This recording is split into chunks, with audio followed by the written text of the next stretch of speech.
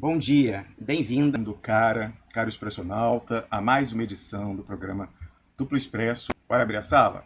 Bom dia mais uma vez, expressionauta. Bom dia, Alejandro. Bem-vindo mais uma vez a Duplo Expresso. Bom dia, Rômulo. Realmente, eu não consegui assistir o programa inteiro ontem, assisti um pedaço mais, somente, e é impressionante como as várias engrenagens dessa guerra híbrida que cada vez está se transformando numa guerra quente contra o Brasil, e a América Latina está se processando.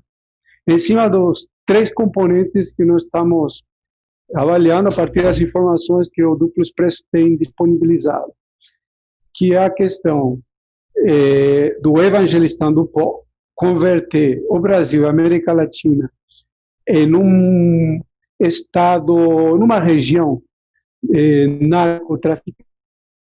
Já falamos várias vezes sobre o caso da Colômbia, onde 70% a 80% da economia é só lavagem de dinheiro, tráfico de drogas, e destilaria da cocaína. A Colômbia, vocês sabem, fornece 70% a 80% da cocaína mundial. Já tínhamos falado que no caso do presidente anterior, o Juan Manuel Santos, o que ele propunha era uma modernização desse processo, que basicamente era usar o sistema do agronegócio, com a mineração, etc., para lavar isso de uma maneira mais moderna, digamos assim. Já também tínhamos denunciado, é sempre bom lembrar, que isso que aparece nos filmes, até na série do Pablo Escobar, etc., isso tem um pouco de ficção, porque quando você vai para a Colômbia e aterriza no avião em Bogotá, e você vê umas fazendinhas que tem ali por perto, todas com jardins bonitos, aí estão os laboratórios, são esses os principais, não precisa ir no meio da selva. E esse modelo colombiano é o que está se estendendo para a América Latina. Por isso que o evangelistando o povo é um dos componentes fundamentais dessa denúncia que nós temos o dever de levar mais para frente.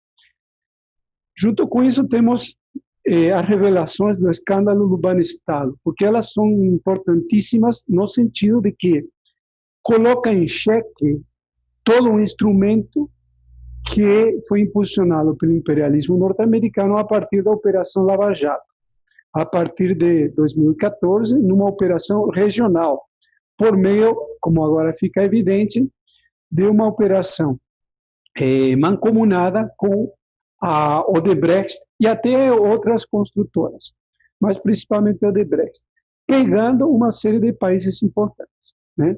Teve aí alguma reação na Argentina, com o kirchnerismo, mas o processo continua. No caso da Argentina, continua de maneira um pouco mais limitada, mas eles continuam enforcando o país por meio dos mecanismos da dívida pública. Esse processo de evangelistando o povo é muito importante, porque conforme a gente detectou e depois denunciou aqui no Duplo Expresso, ele já está sendo aplicado no Uruguai em um copiar-colar do Brasil, junto com o Patriot Act Tabajara, também no Uruguai. E tínhamos dito que a chamada LUC, que seria a lei de emergência, ela está passando quase 2 constituições no tapetão, com toda uma série de leis muito reacionárias e parecidas com o Patriot Act Tabajara, muito igualzinhos. E com o Banestado, agora, a verdadeira corrupção que temos na América Latina está exposta ao nu. Isso é muito importante, porque há toda uma campanha de cerco mediático. Estava conversando esses dias com aquele jornalista que passou pelo programa do Panunzio, o Tebni, aquele senhor Tebni, que ele não é um jornalista tão conhecido no Chile, mas sim ele tem conexões com jornalistas muito conhecidos.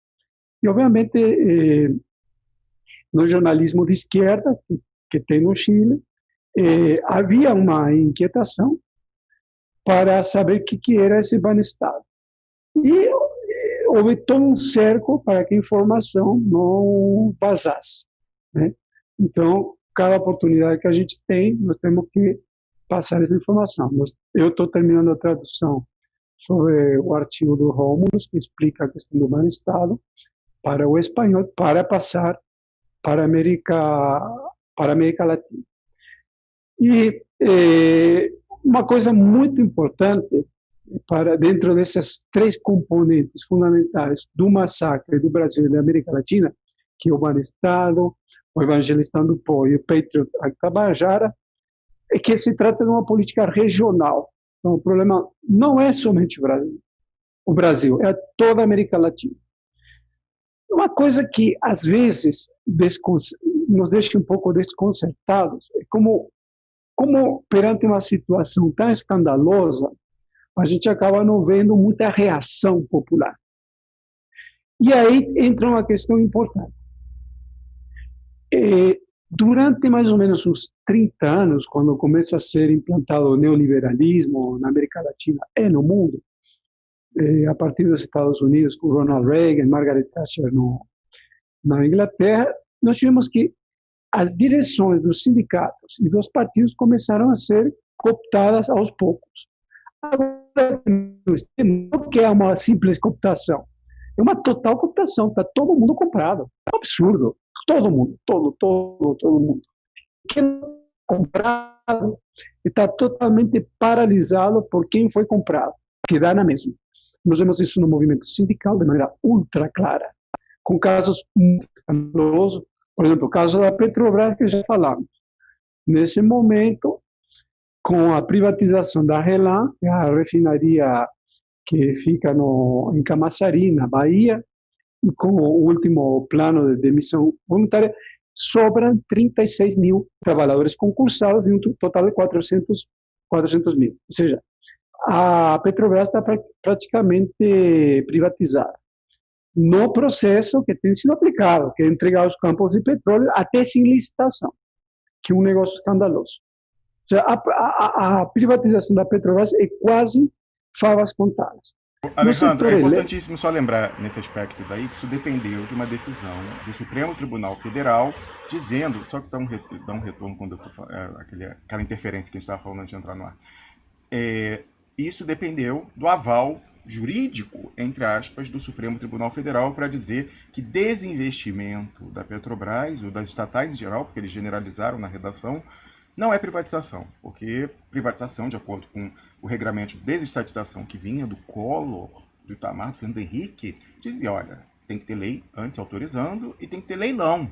A gente sabe que isso não é garantia, a gente sabe o que aconteceu com a Vale do Rio Doce, a gente sabe o que aconteceu nas telefônicas, né, a questão lá do grampo que vazou, etc e tal, na época do Fernando Henrique, que é mais antigo, que acompanha mais tempo o noticiário político, sabe que muitas vezes esses leilões eram manipulados. Mas se o leilão era manipulado, que dirá então entendimentos de bastidores que a gente desconhece, como por exemplo pegar a BR Distribuidora e vender, fazer uma carta convite que ninguém sabe para um consórcio aí da finança transnacional, aí bota a XP junto, enfim, né? Eles não precisavam da XP, por que estava a XP junto? Será que é alguma coisa aí? Né? Não sabemos, será que tem alguma diferença que foi depositada fora do Brasil, como aconteceu na privatização das teles e da Vale do Rio Doce, como a gente veio descobrir depois, com o Banestado, por exemplo?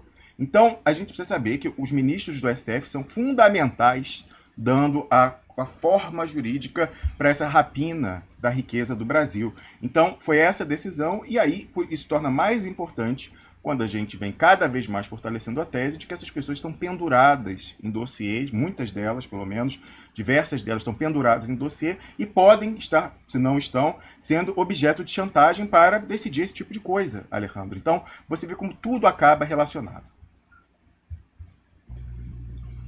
E a mesma política aplicada, mais uma vez, na América Latina. Nós temos que a justiça nos vários países segue uma pauta muito similar ao que vemos no Brasil. Em relação ao arcabouço jurídico e as questões do sistema político, vale muito a pena dar uma olhada no Chile. Da mesma maneira que, em relação à aplicação do Estado narco-paramilitar, sempre vale a pena dar uma olhada ao pai dos modelos, que é a Colômbia. No caso do Chile, nós temos que ali vale ainda a Constituição de 1980 de Pinochet, que ela sofreu algumas modificações cosméticas, mas que tem toda uma série de leis que no essencial seria o Patriot Act Tabajara, já aplicados, que funciona hoje. Por exemplo, com a pandemia do coronavírus, foi aprovada uma lei que quem protestar na rua pode ser condenado a ter 7 anos de prisão, acusado de terrorismo.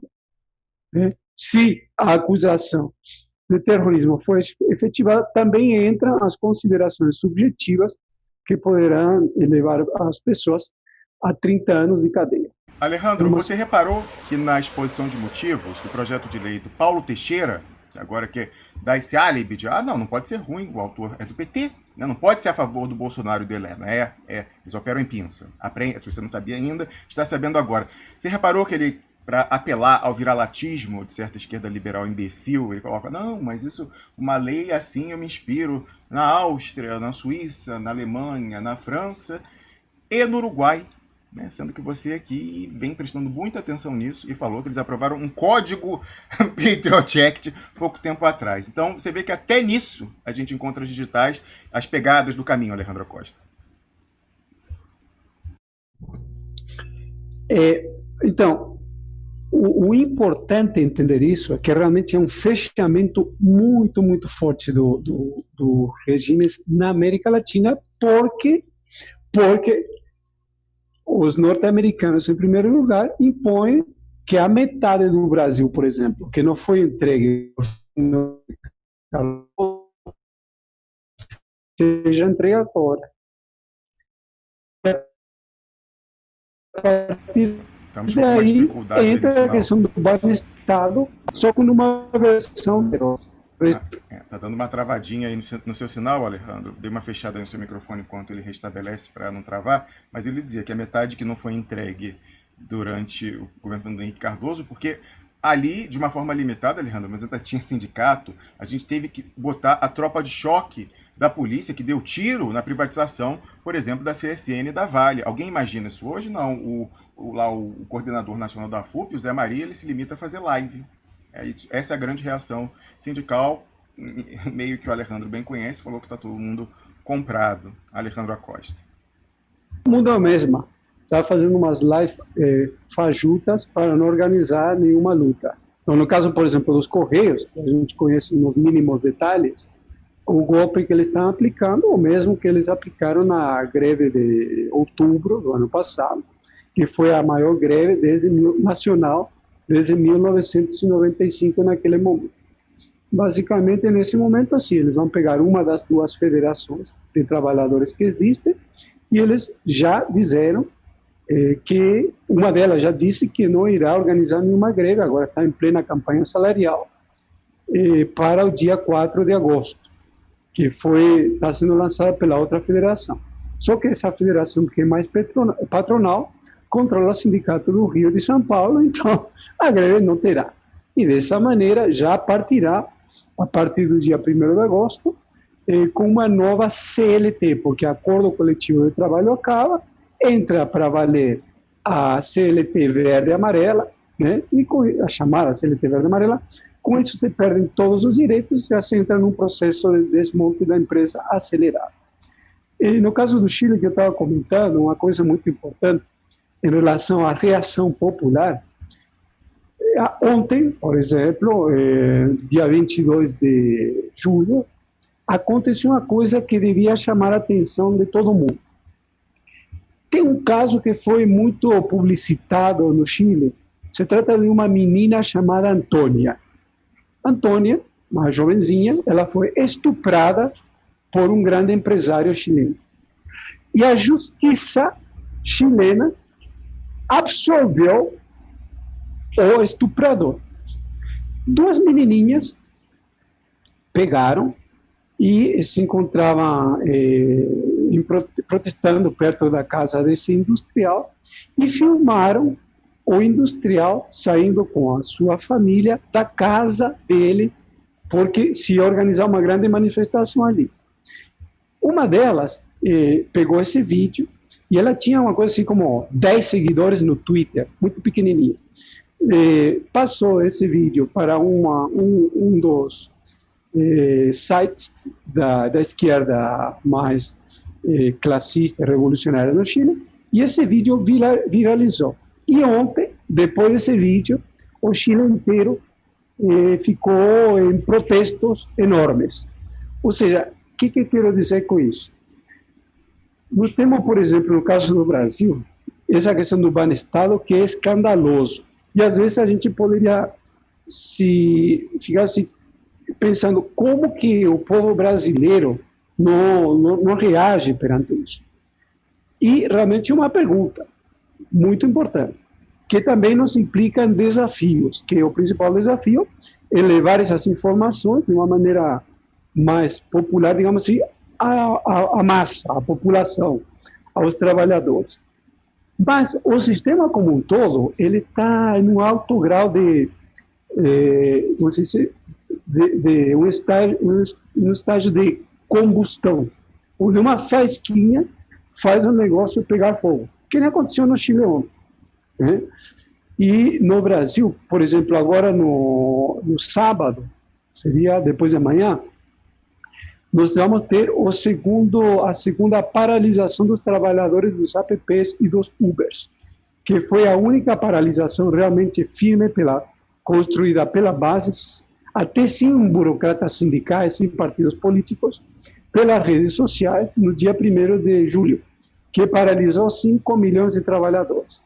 Nós vamos ter uma repetição disso depois de amanhã, nós vamos ter que ver o que vai acontecer, porque se percebe que por aí se começa a quebrar um pouco o cerco. No caso do Chile, os grandes movimentos que têm acontecido foram 5 meses de revoltas populares. Há 2 semanas atrás teve os 4 dias de grandes manifestações, apesar de toda a repressão e as leis altamente repressivas. Tivemos o caso de ontem, tivemos o caso dos Mapuches. Lembrando que os Mapuches são uma nação indígena que foi derrotada pelo Império Espanhol, sino que eles derrotaram os espanhóis e impuseram aos espanhóis um tratado de paz no ano 1643, se não me falha a memória, ou perto dessa data. E teve, umas 2 semanas atrás, várias ações militares dos guerrilheiros mapuches, onde queimaram um monte de máquinas das madeireiras que estão destruindo os bosques e a floresta da região onde eles moram, chama Araucanía, que fica no sul do rio Biobío, e assim sucessivamente teve outras manifestações parciais, principalmente nos bairros. Agora está sendo chamada uma grande mobilização nacional entre o dia 4 de setembro e o dia 11 de setembro. 4 de setembro foi a eleição de Salvador Allende, no ano 1969, dia 5 de setembro. E no dia 11 de setembro, referencia o golpe de Estado militar de Pinochet, que é um dos golpes mais sangrentos de toda a história da humanidade, onde, conforme já falamos, tem 4.000 desaparecidos e uns 100.000 mortos por bombardeios e fuzilamento. Então, todo esse combustível social, ele foi se acumulando, e o queridinho do imperialismo norte-americano, que foi o modelo para o Brasil e a América Latina, implodiu a partir do dia 18 de outubro do ano passado e continua num processo de combustão. Então, o nosso papel, Expresso Nauta, Rômulos, todo mundo que estiver nos assistindo, essas revelações tão fundamentais que o Rômulos tem feito como um grande serviço para os brasileiros, que eu diria que tem esses 3 grandes pilares, que seria o Patriot Act Tabajara, com uma grande participação da comunidade do Duplo Expresso, o Evangelistando o Pó, principalmente com aquela matéria do que matou Marielle, e agora com as revelações do Banestado, com a cooperação do ex-governador Roberto Requião e outras pessoas importantes como o procurador Antônio Tres, e o delegado da Polícia Federal, que participaram do caso. Essas são munição muito, muito grande. No nosso caso, nós trabalhamos muito com o movimento de trabalhadores popular. O nosso grande desafio é tentar levar isso para o movimento de massas, que não é uma tarefa tão simples, mas, ao mesmo tempo, devido a esse alto grau de combustão, nós temos que ir casando esses mecanismos. Nos Correios, nós temos feito uma ampla propaganda, também no movimento de professores, na Casa da Moeda, assim, em umas 5 ou 6 categorias, mostrando que as privatizações elas têm muito a ver justamente com a imposição de um segundo banestado.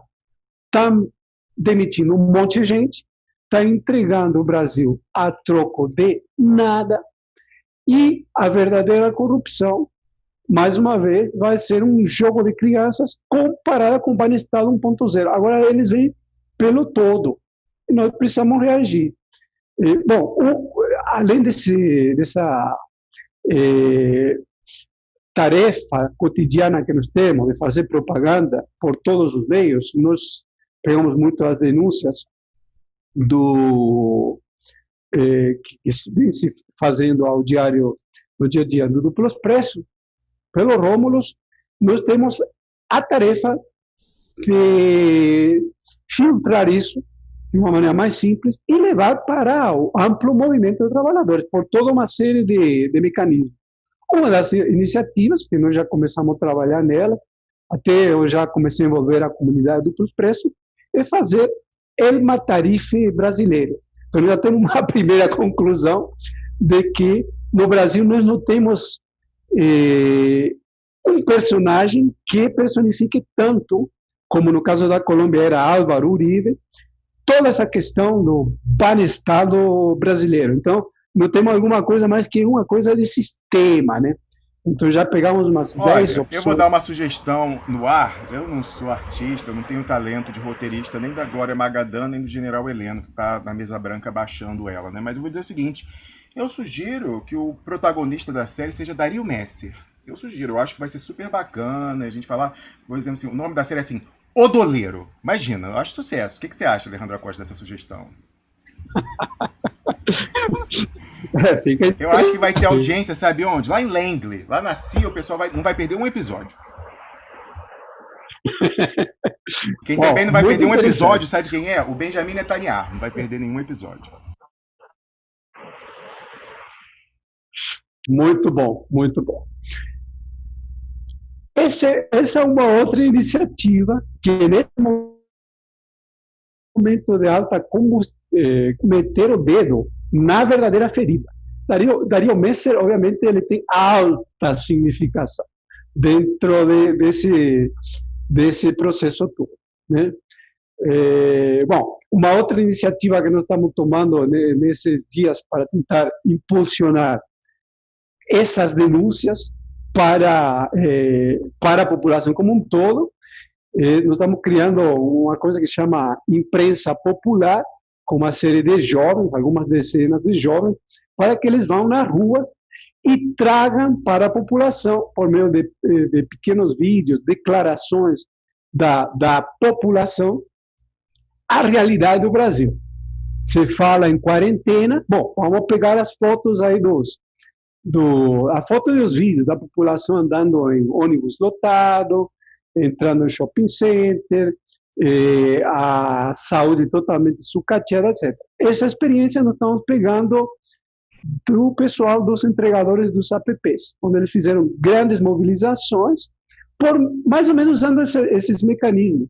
E eles nem têm expertise no Twitter, eles têm feito isso no Facebook, com pequenos vídeos, etc. E quando o clima está criado, eles vão e começam a dar dicas. Bom, vai aqui, vamos fechar isso, no sábado de manhã vamos fazer isso, fechar tal shopping, às 3 da tarde vamos nos reunir no Pacaembu, à noite voltamos para o local de trabalho e vamos fechar de novo. Ou seja, esse tipo de métodos mais modernos, usando as redes sociais para poder levar a informação às pessoas a partir dessa realidade, que é uma realidade massacrante, é uma das questões que nós temos que tentar fazer, porque todas essas revelações que são muito, muito importantes, inclusive ao nível América Latina, nós temos que ver as maneiras, justamente mecanismo de levar para os trabalhadores. Principalmente essa situação de que em qualquer momento pode acontecer, que nem aconteceu ontem no Chile. Acontece uma faísca e o Brasil inteiro, que é um continente, ele sai explodindo. Esse ponto do Patriot Act seria, que também seria um dos componentes do el dolero brasileiro, nós teríamos que, na minha opinião, fazer uma revisão, porque tem vindo muita coisinha nova. Nós precisaríamos pegar aquela série de projetos de lei e atualizar, e principalmente denunciar a participação dessa autodenominada esquerda, que hoje atua como uma direita, e expor isso uma e outra vez, como era feito mais no ano passado, porque isso é um componente muito importante, junto com a questão do evangelizando do povo. Esses três componentes, junto com que envolve o Banestado, fazem parte de um verdadeiro trator contra o Brasil e a América Latina. Mas o que sim posso dizer para Rômulo e para todos os pressionautas, tem muita gente de olho nessa questão do Brasil e do Banestado. A política do imperialismo de criar um muro de Berlim entre o Brasil e a América Latina, nós temos que destruir ou combater por meio dessas iniciativas. Principalmente agora que o Banestado e a Lava Jato se tornou uma política regional em cima do escândalo da Odebrecht. Aí também que entra essa pressão que deve ser feita sobre o ex-presidente Lula em relação à revelação dos documentos da Suíça. Tem que continuar botando pressão, pressão, pressão. Nós sabemos que existe, conforme o duplo processo tem revelado, uma chantagem muito grande contra todos os atores do sistema político tradicional. Alejandro, na semana passada, quando estava discutindo, eu perguntei se a gente podia traçar um paralelo com relação à operação em pinça do Piguinho, tentando ter o controle total de narrativa, impedir que certas pautas sejam abordadas no espectro maior, e a gente está conseguindo romper isso, por exemplo, no Banestado. Foi a prova conceitual de que já é possível, com a massa crítica que a gente constitui aqui, e muita gente cansada. Você falava aí da popularização, o Benegão está cansado. O Benegão estava fazendo uma live na mídia ninja e encaixou lá, Banestado. Se você não quer o Brasil sequestrado, fale de Banestado. Genial, obrigado, Benegão, mais uma vez. O último show que eu fui no Brasil, antes de vir pra cá, ainda estava me lembrando, eu fui do escritório com a malinha, fantasiado de advogado, terno e gravata, uma coisa ridícula, mas é que eu tive que ir direto do trabalho àquela altura ali, sei lá, 2006, 2007, sei lá, por aí. Aí, veja isso, Alejandro Costa. Você falou, não, exatamente, a mídia supostamente alternativa dos países da América Latina também está muito controlada. Mas eu te pergunto, nos países que você observa mais de perto, seria possível surgir uma comprovação documental de que um ministro da Suprema Corte desse país e quem vai presidir um processo eleitoral nesse ano tem recursos evadidos, remetidos ilegalmente, e que ele não seja cobrado publicamente pelos partidos de oposição, pelos órgãos supostamente alternativos, para explicar a origem daquele recurso não contabilizado? Quer dizer, pode ter sido contabilizado e era legal e aí foi melado numa remessa ilegal? Improvável, não impossível. Agora, caixa 2, propina, já que ele era procurador do Estado do Rio de Janeiro, até virar ministro do Supremo Tribunal Federal, seria possível um controle tão amplo quanto esse pessoal ousa, de forma muito atrevida no Brasil, impor? Olha, eu acompanho de muito perto vários dos países da América Latina, mas um negócio tão escandaloso assim, na minha opinião, só na Colômbia tem uma coisa nesse nível, só na Colômbia. Nem no Chile eles chegam a esses níveis de escândalo, eles tentam um pouquinho manter a aparência. Na Colômbia, obviamente, é um escândalo, porque ali é um estado de narcotraficante. Então, você tem um presidente nesse momento, que é uma espécie de secretário de assistente do Álvaro Uribe Pérez, que foi um membro do cartel de Medellín, e ele é um narcotraficante conhecido. Bom, na Colômbia tem isso, mas nos demais países, até onde eu sei, não tem uma coisa nesse nível, né? Não teríamos que ir para ter uma coisa parecida com essa, talvez nas monarquias do Golfo Persa. São monarquias absolutas. Porque a coisa realmente é escandalosa. O senhor Barroso, ele está pendurado na questão do Banestado e ele vai ser quem vai controlar as eleições como presidente do Supremo Tribunal Eleitoral agora em novembro. Ou seja, logo depois que ele entrou no STF, o Alejandro, que ele teve essa guinada fantástica, na visão dele de liberal político, virou ultrapunitivista, sites de direita queriam enquadrá-lo e se queriam, assim, não sei se com isso, mas de alguma forma conseguiram, levantaram que, né, foi adquirido pela sua família um apartamento muito bacana em Miami, tinha que ser Miami, né? Enfim, isso é a qualidade da oligarquia, a sofisticação cultural da oligarquia brasileira, eternos novos ricos de pai para filho. Então, aí em Miami, numa empresa offshore, em nome da sua esposa de solteira. Aí a gente começa a ver clientes pegos em escândalos como o Globo, CBF, no Banestado, em outros mais recentes, com dinheiro não declarado fora do Brasil, ou com evasão de divisas, etc. e tal. Olha, é aquela história, assim, o problema, Alejandro, é que ele elevou o benchmark do que o agente público, ele apontou o dedo, como mais lavagem dos ministros, 3 ficaram apontados de volta para ele nisso. Então ele tem que explicar, sim. Ele tem que falar, não, é meu sigilo fiscal, eu não vou dizer se eu fiz ou não acordo com a Receita Federal nos anos 90 para pagar eventuais tributos que não tinham sido recolhidos, ou não vou explicar qual era a origem do dinheiro. Não, então, naquela altura a gente tem um depoimento até de que o Luiz Nassif foi visitá-lo no STF e falou, mas, ministro, esse apartamento aí que você comprou, em princípio, não é ilegal, né? Até a moralidade é questionável, alguém que recebe o seu vencimento do Estado, fazer um planejamento fiscal para não pagar tributos que pagam, ao fim e ao cabo, em alguma medida, uma fraçãozinha do seu próprio salário. Mas ilegal não é. Então, explicando, pessoas com um relativo grau de compreensão saberão que isso não tem nada ilegal. Aí que o Barroso teria respondido, se ele publicou em artigo, não foi contra, ele falou, não, mas e quem não tem um razoável grau de compreensão da realidade? Eles vão achar que eu roubei e tal, não sei o quê.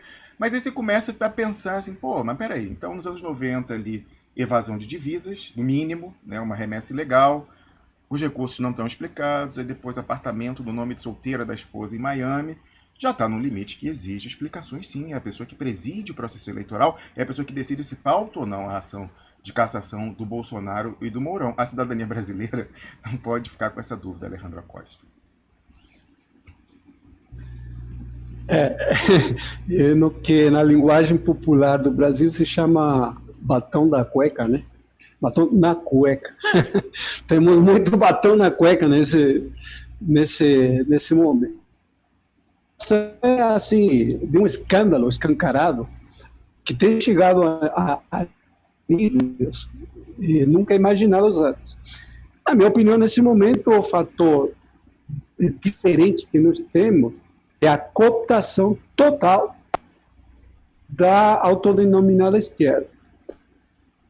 Até eu vou assistir o programa de ontem, porque realmente eu vejo que aí nós temos dados mais precisos, porque aparentemente tem uma escalada nessa integração, pelo que eu vejo. Eu queria, inclusive, puxando a brasa para minha sardinha, Alejandro, dizer o seguinte, eu recomendo fortemente, quem não viu depois desse programa, que assista o de ontem, por quê? Você que é um quadro do PT, você que é um quadro de movimento social próximo ao PT, mesmo que não filiado, de um sindicato filiado à CUT, por exemplo, tome por ilustração, possivelmente extrapolável a outras áreas, está aí o Alejandro falando de cooptação, o exemplo que eu dei, que eu vi de perto. Eu fui iludido pelo esquema de infiltração. No caso, no mundo jurídico, de uma pessoa plantada pela Lava Jato, que de tão atrevida e para fazer uma infiltração mais eficaz, foi até candidata a vereadora pelo PT em Curitiba em 2016, para ficar mais crível como pessoa de esquerda. Eu fiz um dossiê completo, como eu tinha prometido, no Twitter, então está na forma escrita para quem quiser pegar, mas aí eu trouxe mais detalhes, né, uma forma mais colorida, digamos assim, durante o programa de ontem, na primeira parte. É como você falou, como explicar um silêncio diante disso? Eu quero uma explicação muito boa. Eu fui ver o Twitter da sujeita, ela não retrucou não, tá lá 5 dias sem falar nada e nada falou. Que ela viu, ela até acompanha o programa para falar para outra infiltrada lá, amiga dela, o que eu falo ou deixo de falar, né? Falar, inclusive, supostamente de forma equivocada.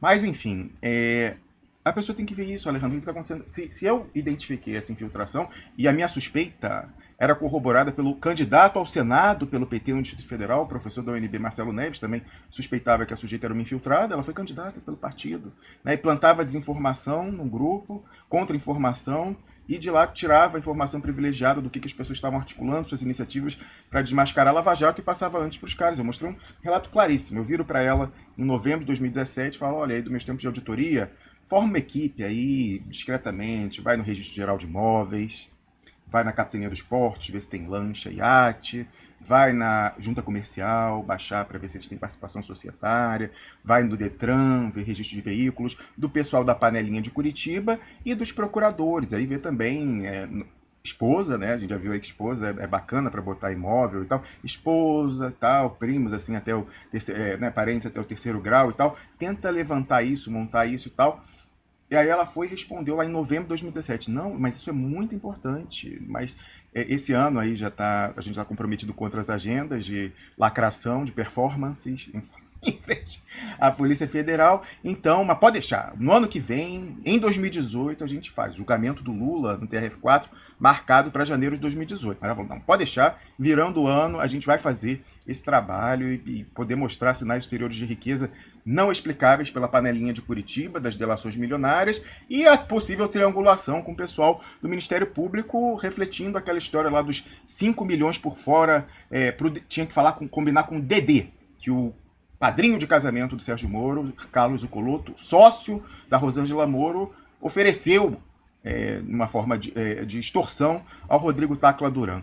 Aí, bom, isso nós não temos de crer, não há por que crer que fosse exceção e não há regra nessas tratativas e nesses honorários multimilionários de dezenas de bilhões de pessoas que até antes da Lava Jato eram despachantes para tratar de multa no Detran.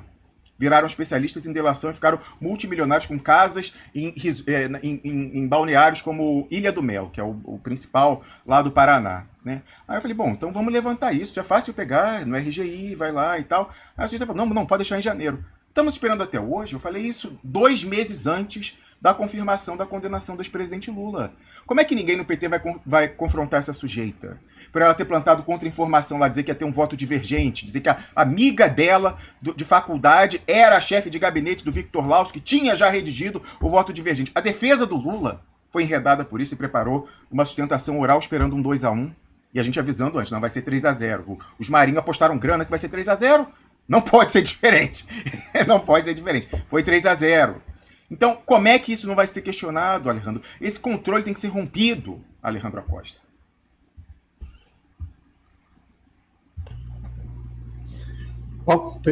Sem palavras, porque, ou melhor, concordando plenamente, porque é exatamente esse o problema. Nós temos até coisas em relação o problema histórico colocado. Lula, em novembro, o ex-presidente Lula, em novembro de 2018, enquanto se encontrava preso em Curitiba, enviou uma carta ao PT chamada Carta ao Partido, onde ele, entre outras coisas, dizia que era necessário mobilizar o povo nas ruas contra o golpe, contra o governo Bolsonaro, etc. Hoje em dia acontece que o PT inteiro está morto, totalmente paralisado, não tem uma única mobilização.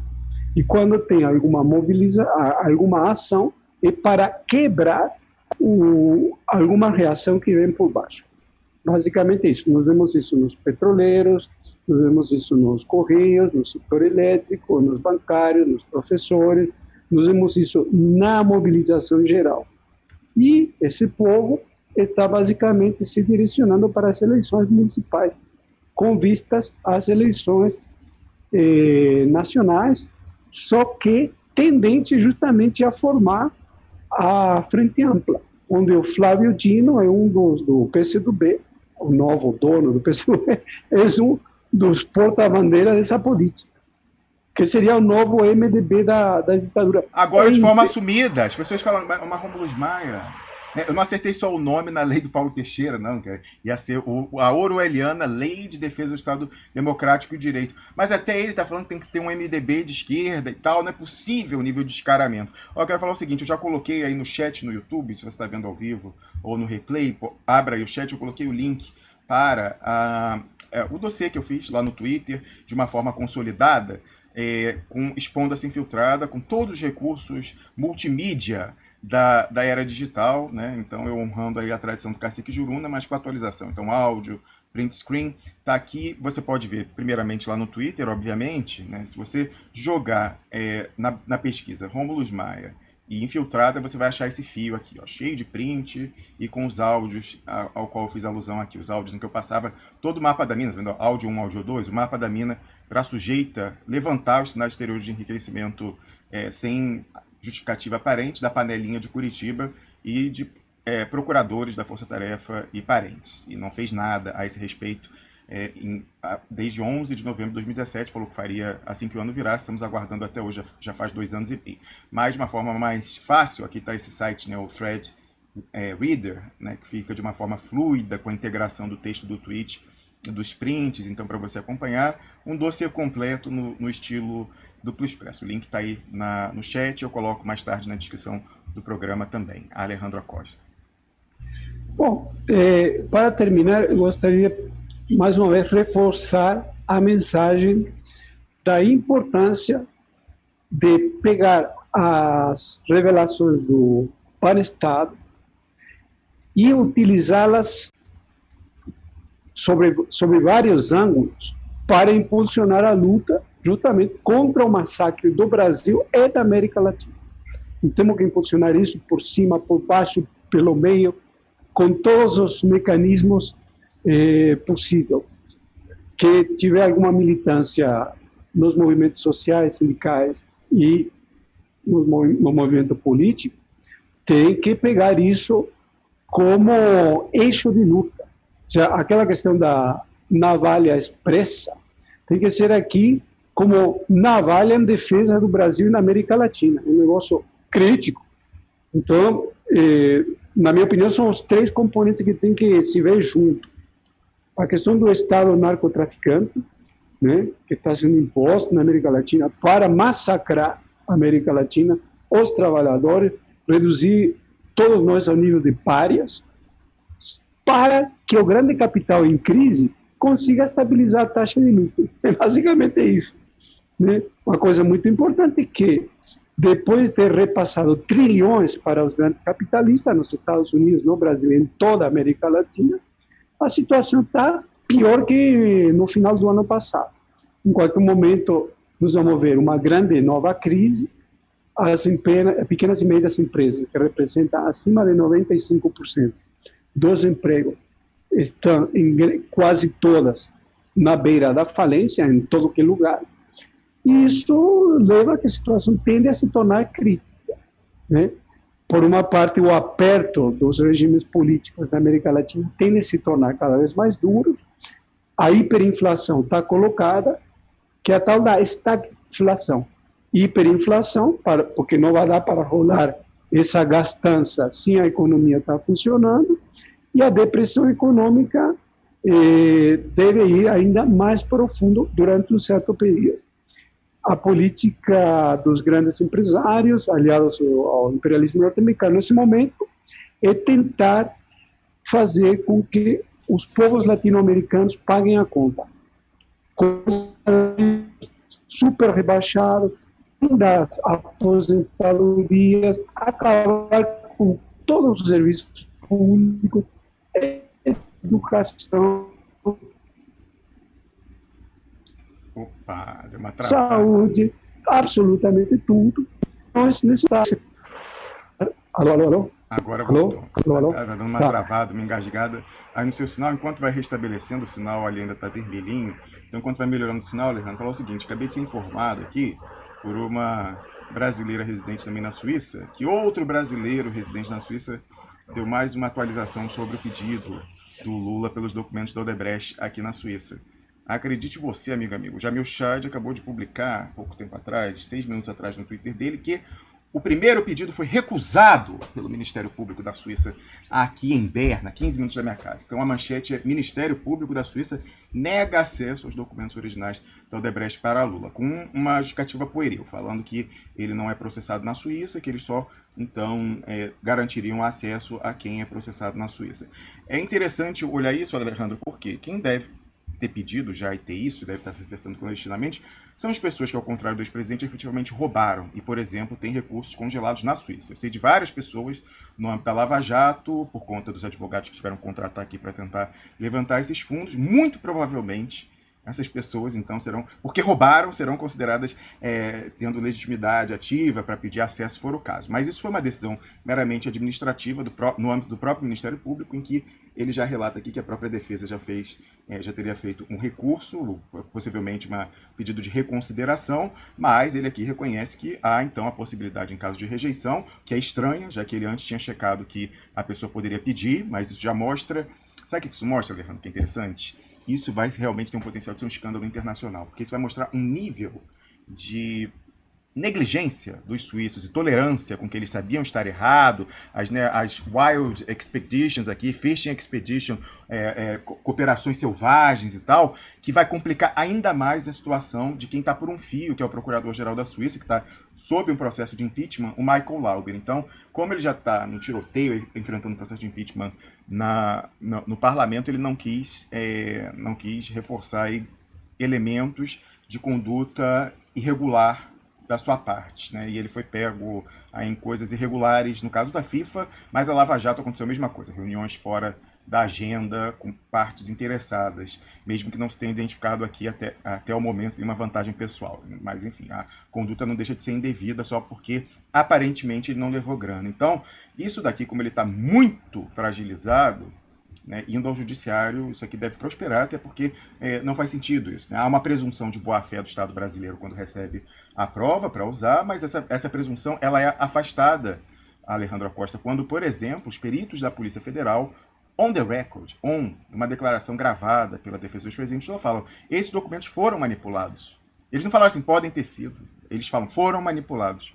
Então, você chegando com isso aqui, se o Ministério Público está com medinho, porque possivelmente a situação do Michael Lauber vai ficar mais complicada ainda, eu acho muito difícil que o judiciário suíço sustente essa negativa de acesso quando eles mostram que a prova supostamente entregue em boa-fé pelo Ministério Público da Suíça para seus parceiros da Lava Jato de cooperação selvagem ao arrepio da lei foi falsificada no Brasil de acordo com peritos da própria Polícia Federal do Brasil. Então, eu acredito, né, quero crer, ainda mais que eu moro num país que o judiciário não iria conestar algo tão escandaloso dessa natureza. Mas então você vê como é sensível, né? Então, num primeiro pedido, o Ministério Público da Suíça que tentou quebrar o galho aí da Lava Jato. Vamos ver, então, ficar atentos aos desdobramentos. Alejandro Acosta. Bom, então, para terminar, mais uma vez reforçando que nós precisamos todos impulsionar um grande movimento pela defesa do Brasil e até de toda a América Latina. Nesse momento, se trata de defender a própria vida, os empregos, as condições de vida, de sobrevivência da população brasileira e até a soberania do Brasil que eles estão tentando massacrar. Então, a luta vai ser árdua e nós precisamos continuar incansavelmente com propaganda, com agitação, etc., aproveitando esses verdadeiros presentes que nós temos, como, por exemplo, o escândalo do Banestado, para desvendar tudo isso e ir preparando um grande movimento para derrotar o massacre do Brasil. Seria isso, Rômulo. Alejandro Acosta acaba de ser informado de algo fenomenal. O artigo de Pepe Escobar em inglês já foi publicado no Asia Times, falando não só de Banestado, mas do documento do Odebrecht. Então, o Expressionauta, eu sabia que estava para sair, porque ele me mandou antes, a Milton falou, dá uma olhada aí, se tem alguma coisa e tal. Eu dei alguns espetáculos, Piero Liner também, ainda ontem. Já saiu hoje. Até ele falou, oh, gente, tem que ser rápido. Eu realmente fui dormir ontem de madrugada, mais uma vez aqui. Eu mandei isso para ele umas 2 da manhã aqui na Suíça, porque estava fazendo, né, olhando aí tudo para passar, obviamente, os detalhes do extenso entendimento que eu tive aí com o Castilho Neto e tal. Então, colocar na tela, olha aqui, ó. Brazil's Money Laundering Scandal from Hell, né? O escândalo de lavagem de dinheiro do Brasil infernal. E aqui tá muito bom, naquela maneira, daquele estilo do Pepe Escobar. Aliás, eu respondi isso para ele, eu falei, como sempre, o seu artigo sempre parece um thriller, assim, você parece que está lendo um thriller de cinema, com muitas referências interessantes. Aqui ele cita, obviamente, a nossa iniciativa. Ele menciona, Alejandro, aqui, o silêncio estranhíssimo dos supostos sites progressistas sobre a questão do Banestado. Ele linka aqui, ó, tem ó, aqui o pessoal está vendo as planilhas, os lançamentos, os 3 volumes de contas CC5, então agora é algo internacionalizado. Ele explica a origem da CC5, o escândalo, coloca aqui também, olha só, a questão dos documentos, o que foi negado, o acesso que foi negado ao Castilho, aquela lista fechando o circuito da lavagem de dinheiro, né, o uso que foi feito no Brasil, e, inclusive, né, o fato de, estranhamente, 2 procuradores da República, que mais tarde viriam se tornar estrelas da Lava Jato, o senhor Vladimir Aras, coordenador de cooperação internacional no gabinete de Rodrigo Janot, e Carlos Fernando dos Santos Lima, barbichinho da Lava Jato, agora famoso em todo mundo, olha só, receberam, né, o circuito lá fechando a lavagem de dinheiro, estranhamente atuando no processo sob Sérgio Moro, presidente da instituição. De alguma forma, não se sabe por que não colocaram isso no processo. E, inclusive, o Pepe Escobar acrescenta aqui, né, o que a gente tem, inclusive, o Requião e o Castilho falando de relatos não confirmados, porque as fontes não querem vir em falando ser verdade, apenas falam como algo possível, algo que ouviram, mas são muitas fontes que afirmam que ocorreu, inclusive me deram o nome do sujeito, que esse documento, né, o que a gente chama aqui de lista VIP do Banestado, que passou pelo menos pela mão de um deputado do PT, o ex-deputado José Mentor, que era relator da CPMI do Banestado, teria sido usado para extorsão no Brasil de quem estava ali, né, bilionários, a maioria deles bilionários. Então, fora isso, sabe quem figura com muito destaque no artigo? Alejandra Costa. Dario Messer, olha o nome que ele dá aqui, o rei do mercado negro do dólar, Dario Messer. Ele explica aqui o link de Dario Messer com a inteligência americana. Olha o potencial explosivo. Fala aqui das operações clandestinas das Black Ops da CIA e do Mossad na Tríplice Fronteira, né, as receitas. Coloca que o Dario Messer, agora até de forma admitida pelo jornal O Globo, era monitorado, né, entre aspas, monitorado por ao menos 2 agências diferentes da inteligência americana. Né, e coloca, inclusive, essa referência aqui, do que eu dizia, Alejandro, e eu mandei esse link aqui para ele incluir, de que não está em dúvida, isso relaciona a outra notícia que eu dei aqui da atualização do Jamil Chad, sobre o pedido do Lula na Suíça, não está em questão a manipulação dos documentos da Odebrecht. Então, essa presunção ela será afastada, se não na reconsideração, e aí eu recomendo, de repente vou até mandar esse link, não creio que seja necessário, já que isso veio da defesa, mas até, né, tentar aqui, enfim, ver o que isso pode ser feito, porque não há dúvida de que a manipulação não é uma hipótese, é certo nas palavras dos peritos da própria Polícia Federal do Brasil. Então esse link era importante, eu mandei para ele botar aqui, ó, que de forma não contestada, isso já é ponto pacífico, que houve manipulação. É um link de uma matéria do UOL, mais uma vez a fonte certamente foi a defesa do presidente Lula, dizendo o seguinte, o perito da Polícia Federal diz que Odebrecht mexeu em provas. Aí aponta a defesa. Aí você vai aqui na aspas de um áudio gravado com autorização e ciência, porque ninguém quer botar o seu na reta, Alejandro. Os peritos da Polícia Federal não querem perder a sua carreira no serviço público. Então você descendo aqui, olha aqui, ó, aspas para o perito da Polícia Federal. A Odebrecht recebeu os arquivos da autoridade suíça, ela abriu isso e mexeu nisso durante muito tempo, isso ficou lá. Disse o perito da Polícia Federal, Roberto Brunori Júnior, ao perito contratado pela defesa de Lula. Os dados são do Odebrecht, eram dela. Isso aqui, obviamente, na Suíça derruba essa, essa tentativa desesperada do Lauber. Mas assim, a coisa vai ficar, inclusive, vai aumentar o grau de repercussão. Eu não sei se o cálculo político do Michael Lauber foi acertado, não. Era melhor ele jogar o Deltan Dallagnol ao mar logo, porque isso vai, obviamente, imagina, o ex-presidente Lula entrando no judiciário suíço, de repente fazendo um grande ato com parlamentares, intelectuais, ativistas, né, e contra lavagem de dinheiro e corrupção, chamando os seus pares da América Latina perseguidos para que tenham a mesma iniciativa. Atenção, muita gente nos assistindo, inclusive você, Alejandro, com seus contatos na América Latina. Não há razão para, por exemplo, o ex-presidente do Equador, Rafael Correa, não fazer o mesmo. Ele que está aqui na Europa, está exilado na Bélgica, não há razão. Então, isso vai aumentar muito mais a visibilidade disso, e eu acredito que, como resultante, complicará ainda mais a situação do Michael Lauber, que está negando esse acesso de algo, como eu falei, a presunção de boa-fé, de deferência nas relações internacionais, a tal da comity, é afastada num pronunciamento oficial de um período da Polícia Federal. Então, eu fiz questão de colocar esse link, indicar ele para o Pepe, que o Pepe colocasse no seu texto, tá aqui. Então, eu também vou colocar nesse momento o link. Ó. Ele fala, obviamente, né, do Patriot Act Tabajara, a relação, né, nisso com tudo. E ele conclui, Alejandro Acosta, com a pergunta assim, o que o Lula fará a respeito? Né? Então ele fala que ele faz o vínculo entre o Banestado e a explosão da dívida interna do Brasil, e que essa é a desculpa que está sendo usada para rifar todo o patrimônio do Estado, né, e acabar com os direitos sociais, falar, a insolvência do Estado, mostra que é uma farsa. E no final ele pergunta o seguinte, né, já que o Lula recebe essa arma de destruição em massa, essa bomba de nêutron, capaz de gerar o jogo na atualidade, ele vai usar, por exemplo, colocar Dario Messer, olha esse parágrafo aí, colocar ele no spotlight, como a gente quer fazer fazendo a série Odoleiro. Olha só, fazer isso, como ele coloca aqui, ó, isso significa apontar diretamente o Deep State dos Estados Unidos.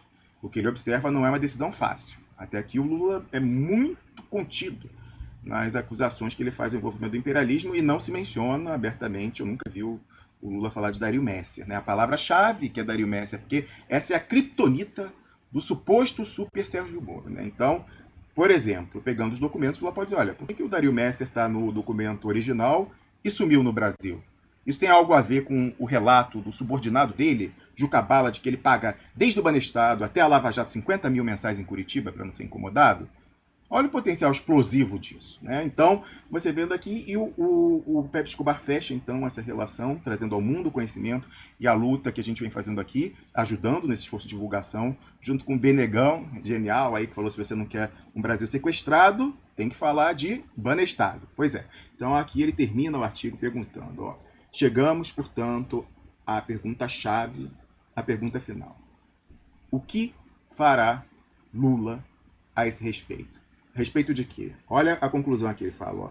Enquanto isso, com o apoio do Deep State, da finança transnacional e de corretores locais menores associados, alguns de uniforme militar, de farda, outros com togas de juízes, a guerra híbrida em câmera lenta, em movimento contra o Brasil, continua escalando.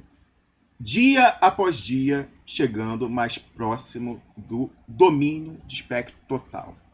O que fará Lula sobre isso? Uma das hipóteses que ele coloca no documento é, obviamente, a detonação da bomba de nêutron. Mas outra hipótese que ele colocou aqui, que infelizmente não pode ser afastada, eu vou dar um Ctrl+F aqui, ó. Bachelet, alguém que você conhece. Agora o pessoal sabe, quem que me perguntou. Como que você definiria internacionalmente o que é um Fernando Haddad? A Michelle Bachelet chega depois que o serviço sujo está feito pelo Pinochet para dar R$80 para quem perdeu o seu emprego, né? Então,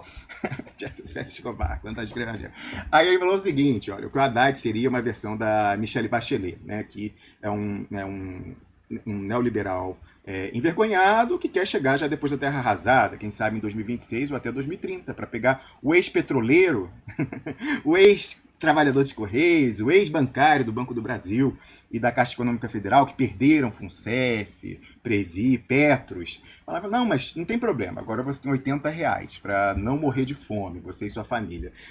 Então, ele fala o seguinte, olha, a hipótese, a outra hipótese é o Lula, mais uma vez, fazer um acordo, como já fez no Banestado, olha o paralelo que ele traça aqui no texto, Alejandro Acosta, e enterrar o dossiê do Odebrecht, como o PT enterrou o do Banestado, junto com o PSDB, junto com o Sérgio Moro, junto com o Supremo, com o Globo, com tudo. Né? E aí ele fala o seguinte, isso preservaria o papel de destaque do Partido dos Trabalhadores como uma oposição domesticada, né? Que é a tradução para o inglês de MDB da nova ditadura. Então, certamente, eu tenho muitas dúvidas, quero aí fazer uma aposta. Você que está me assistindo agora, 1.500 pessoas no YouTube, fora as outras plataformas, você acha que esse artigo será traduzido e será publicado no Brasil 247, que vem movendo mundos e fundos para enterrar Banestado e Odebrecht? Você acha que será tema da participação semanal do Pepe Escobar lá? Acabou de sair, aí, ó, publicado lá no Asia Times. Ele sempre comenta o tema dos artigos dele lá. Você acha que será traduzido e publicado e tema de programa? Eu acho muito difícil. Então, por isso, né, eu queria pedir a todo mundo aí que tem experiência com tradução, de repente vamos articular isso lá no grupo do Telegram, aí o link está na descrição do programa, para a gente providenciar o mais breve possível. Inclusive o Alejandro tem facilidade enorme com línguas, Alejandro. Eu já sugiro que você coloque aí na fila de traduções para o espanhol e também para o português. Aí veja com seus companheiros, esse artigo do Pepe Escobar, fresquinho, saiu do forno. Aí, muito bom ver essa barreira sendo quebrada internacionalmente. Inclusive, veja você como pressão do bem funciona. Quando o Pepe Escobar veio aqui no programa 2 semanas atrás, com o Piero Leiner, a gente tratou disso em detalhes, ele coloca o link para essa transmissão, aí coloca o link para a transmissão com o Requião, com o Castilho, com o Procurador Celso 3, mas no programa com o Pepe, eu, antes de falar com ele, coloquei o título: Pepe Escobar levará a denúncia do Banestado para o mundo. Aí ele, quando entrou, falou, mas eu não tenho nada a ver com isso, aí é coisa de vocês. Não, mas é justamente a pressão do bem, porque você vai entrar nessa mais uma vez, assim como você levou para o mundo Evangelistão do Pó, levou para o mundo Patriot Act Tabajara, levou para o mundo a farsa que era os hackers russos que pegaram o Telegram do Sérgio Moro e tal, e ajudou a gente a desmontar com essa repercussão. Mais uma vez eu estou supondo que você vai manter o padrão e vai levar para o mundo. Ele, obviamente, encampou a ideia, né, e fez com o brilhantismo dele um texto assim que você não consegue parar de ler, porque parece um thriller cinematográfico. E naquele programa ele dizia que ia ter público para isso certamente os BRICS, que não entendem, não é só a gente que não entende a falta de reação, Alejandro. Os russos, os chineses não entendem, mas o que está acontecendo no Brasil? Que é tão fácil o imperialismo seguir nesse domínio, esse ataque híbrido? O que está acontecendo? Os russos e os chineses vão entender melhor a situação, vendo isso aqui, com certeza, vão entender bem melhor. Mas ele falou que o próprio pessoal lá, os mestres do universo na finança, as pessoas que leem ele no Beltway, como ele chama, então ali onde fica, né, o Deep State dos Estados Unidos, são vários públicos que serão atingidos por isso aqui, e a gente consegue então dar um chute, então nós explodimos o nosso tactical nuke, não chega a ser ainda a bomba nuclear, mas a nossa arma tática nuclear na barreira de silêncio, que Pig e Piguinho Vermelho, que operam para o general Heleno, que por sua vez opera para o Deep State dos Estados Unidos, tentavam impor a Banestado e Odebrecht. Vai ficar difícil agora. Alejandro Acosta, para concluir a sua participação por essa semana. Muito bom. Eu acho que com isso nós já temos uma parte do script da nova série para a internet Gondoleiro, facilitada pelo brilhante Pepe Escobar. Duvido muito que o Brasil 171 faça alguma tradução, ou fazer nós mesmos e divulgar nós mesmos. Muito obrigado, Rômulos, muito obrigado, pressionautas. Até a próxima semana e vamos continuar com muita firmeza e otimismo na luta. Maravilha, muito obrigado, Alejandro. Você realmente é um companheiro de luta indispensável pelo que você traz para a gente aqui e também por você botar a mão na massa, né? Ele traduziu aquele artigo da Marielle, o que não é simples, aqui o artigo da Marielle naquele estilo caótico, dossiê completo, Rômulo Maia / Cacique Jurão do século XXI, ele traduziu e levou isso a uma ampla audiência no restante da América Latina.